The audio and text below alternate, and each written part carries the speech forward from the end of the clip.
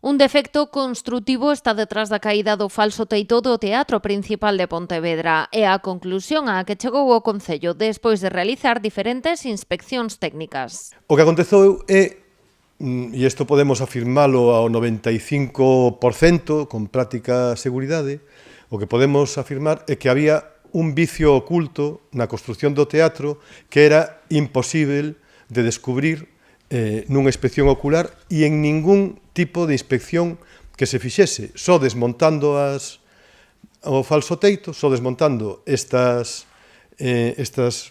pezas de escaiola, podía descubrirse o vicio oculto. Segundo explicou Gómez, as pezas de escaiola deberían contar con reforzos de esparto e puntas atravesadas para asegurar a suxeición entre a propia peza e o tirante de madeira, pero ao desprenderse descubriuse que algunhas carecían destes elementos. A partir de agora temos que desmontar todas esta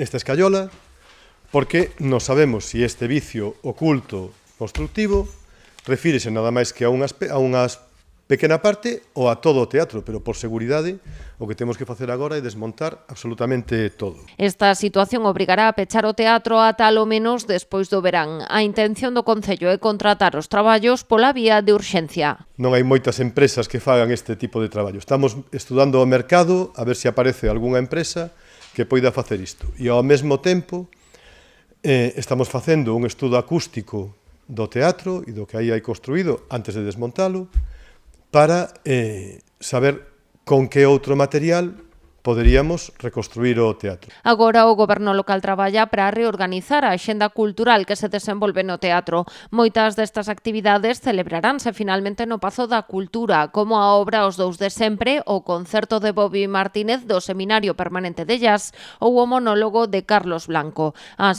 cousas outras propostas xa tiveron que ser canceladas. Hubo que suspender os concertos de Gale e Ovidio do 25 de abril, o de Carmento do 15 de maio, o de Benquerer do 22 de maio e o de Carla Lourdes e Javier Lago, que era o 30 de maio. Vale. Porque, entre outras cousas, no Pazo da Cultura coinciden con outras actividades que non se poden suspender, ni cambiar, ni reorganizar de ninguna outra maneira. De xeito paralelo a esta actuación está previsto que a empresa encargada da impermeabilización da terraza cara á Rúa Charino avance nos traballos, algo que non puido facer ata o momento polas intensas chuvias do inverno.